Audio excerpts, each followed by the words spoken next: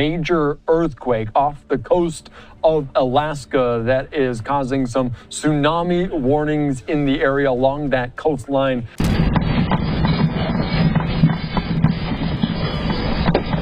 One massive earthquake, 2 tsunami warnings, and thousands of lives on edge.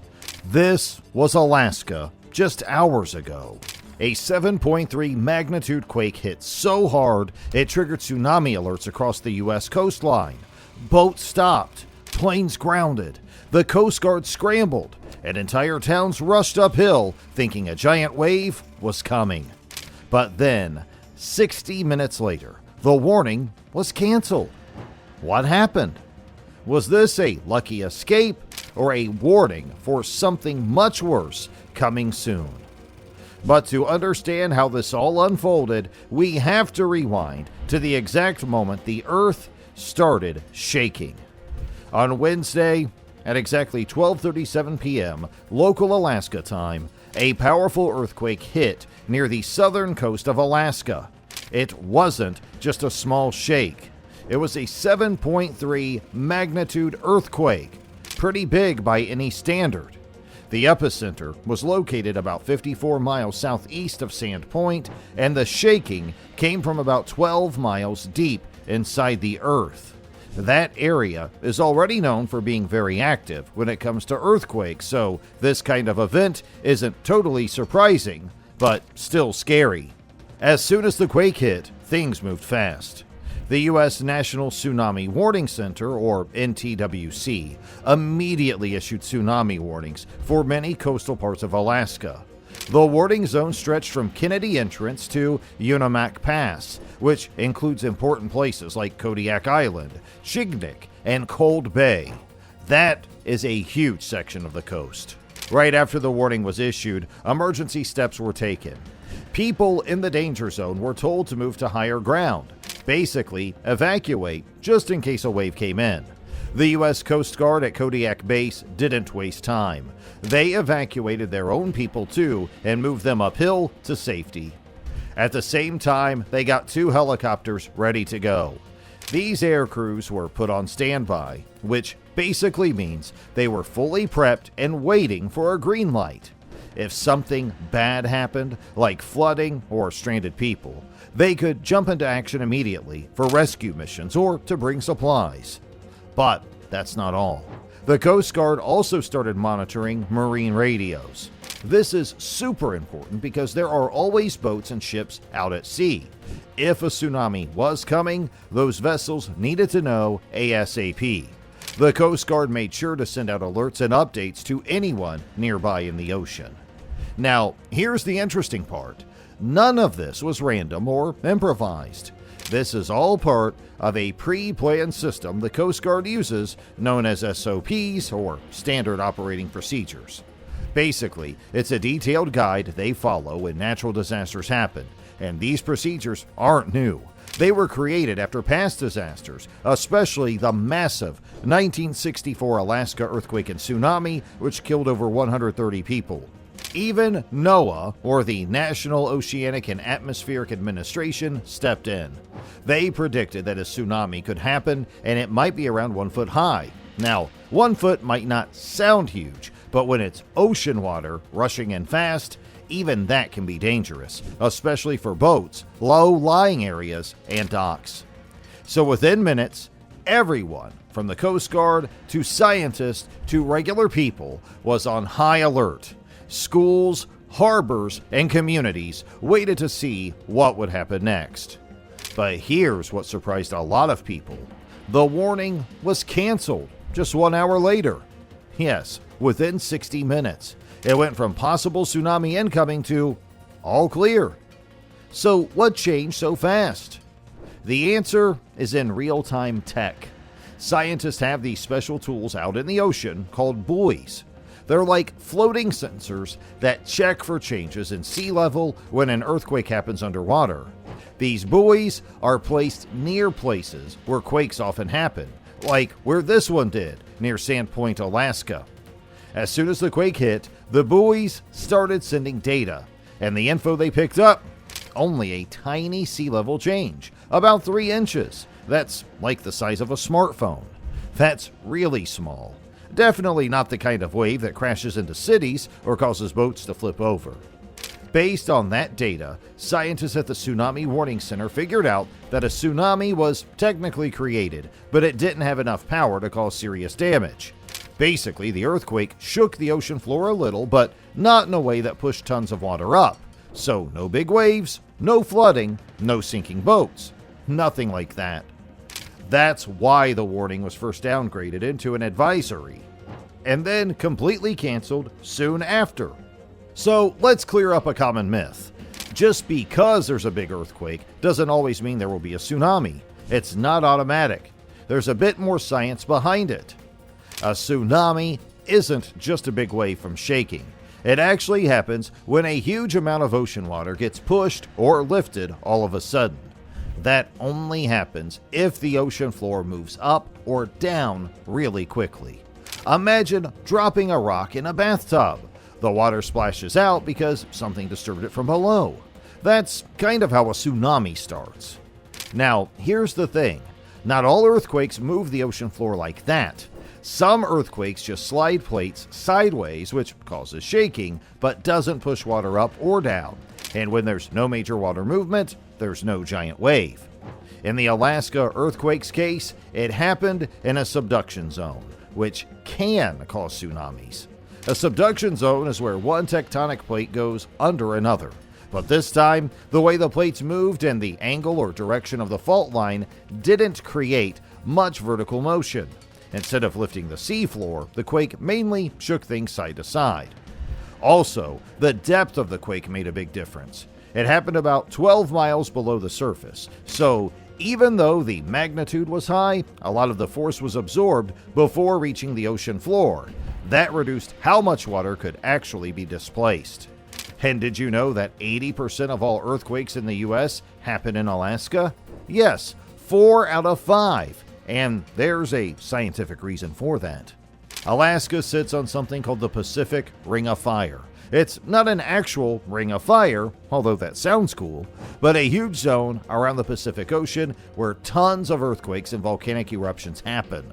The Ring of Fire stretches from South America to North America, goes up through Alaska, and continues to Japan, Indonesia, and even New Zealand. The reason it's so active is because of tectonic plates.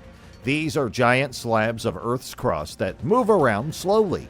In Alaska's case, the Pacific plate is constantly trying to slide underneath the North American plate. This type of movement is called a subduction zone. Now, imagine 2 cars crashing into each other, but really slowly. There's pressure building up the whole time. Eventually, that pressure has to release, and when it does, boom, an earthquake. That's why Alaska experiences so many quakes, and sometimes they're massive. Even when they're not big enough to make the news, there are small ones happening almost every single day. Some are too deep or too weak to be felt, but they're always happening under the surface.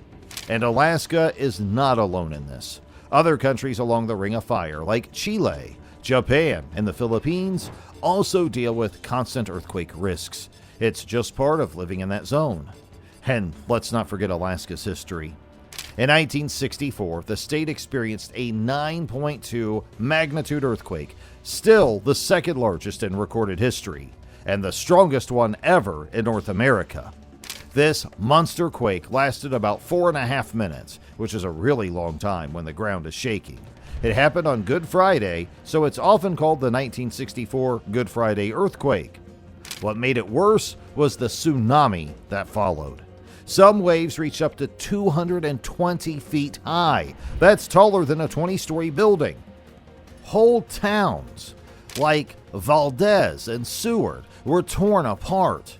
Parts of Anchorage, Alaska's biggest city, were badly damaged. In total, over 130 people died, and countless homes, buildings, and roads were destroyed. But here's the thing. This disaster wasn't just tragic. It also changed how the U.S. handles earthquakes and tsunamis. After 1964, both the federal and Alaskan state governments realized how serious these natural events could be. They started building better systems to study earthquakes, alert people faster, and train emergency crews. And that's when we saw big improvements in things like seismic monitoring, tsunami warning centers, disaster education in schools, stricter building codes to make structures safer. And guess what? Those upgrades are still helping today. So when the 2025 quake happened and this tsunami warning was canceled quickly, it wasn't luck. It was the result of decades of learning, planning, and preparing after disasters like the one in 1964. Even though the Alaska earthquake didn't cause any big damage, it definitely had an effect, and not just in terms of shaking the ground. Let's start with Sand Point, where the earthquake hit closest. Sand Point is a small and remote town located on Popoff Island, part of Alaska's Aleutian Islands chain. Only about 1,000 people live there, and most of them are involved in the fishing industry. It's one of those quiet places where people know each other, and life depends a lot on the sea. Because the epicenter of the earthquake was just 54 miles away, people in Sand Point were right in the danger zone. That's why the tsunami warning was taken so seriously. Any delay in alerts could have meant people had no time to escape if a big wave had hit. Luckily, a few things went really well. First, the early warning systems worked. Sirens went off, alerts were sent out, and people reacted fast. There was no confusion, and the community followed emergency plans that they had practiced before. That helped prevent panic. Second, the weather was clear. Sounds simple, but it made a huge difference. Clear skies meant helicopters could fly, boats could evacuate, and visibility was high. If it had been stormy or foggy, response efforts would have been much harder and slower. Because Sand Point is so small and close to the water, there isn't much time to react during a real tsunami. But in this case, everything lined up: the technology, the weather, and the people's quick thinking. Emergency teams were able to stay in touch, monitor the situation, and be ready in case things got worse. And since the town has limited resources, help from nearby Coast Guard bases was super important. In places like Kodiak Island, folks felt the ground swaying hard. Some said it felt like being on a boat. Others panicked and ran outside just to feel safer. That kind of fear sticks with people, even if nothing around them breaks. Then there's fishing, which is a huge part of Alaska's economy, especially in places like Kodiak and Sand Point. After the quake, all fishing boats were told to stay in port for over 8 hours. That might not sound like a big deal, but for local fishermen, every hour counts. If they miss a good window to fish, they can lose a lot of money. Plus, crews don't get paid unless they're working, so that time really matters. Cruise ships that were passing by or planning to dock paused their routes too. You can't just sail straight into a potential tsunami area, so they either changed course or waited it out, which meant delays for tourists and staff. Emergency hotlines also blew up. As soon as people felt the quake or heard about the warning, they started calling in, wanting to know what to do, where to go, and if more was coming. That put a ton of pressure on emergency workers, even though nothing major happened in the end. Tourism also took a hit. Alaska gets a lot of visitors during the warmer months, people coming to see wildlife, glaciers, and coastal towns. After the tsunami warning, tour operators canceled excursions, especially anything involving boats or coastal sightseeing. Safety first, of course, but that also means refunds, lost income, and disappointed tourists. Even emergency budgets were affected. Local and state agencies had to spend money quickly on things like evacuations, helicopter standby, fuel, and communication systems. These are called preparedness funds, and while they're meant for situations like this, using them too often drains the budget. And let's not forget the mental impact. Even without physical destruction, an earthquake like this leaves people on edge. Imagine feeling your house shake, then hearing sirens and alerts about a possible tsunami. Your brain instantly goes into panic mode, even if it turns out okay. That fear is real. And just because this earthquake didn't cause major damage doesn't mean we're in the clear. In fact, some scientists are saying it could be a foreshock, which means a smaller earthquake that comes before a bigger one. Or maybe it's just a one-time event. Truth is, we don't know yet.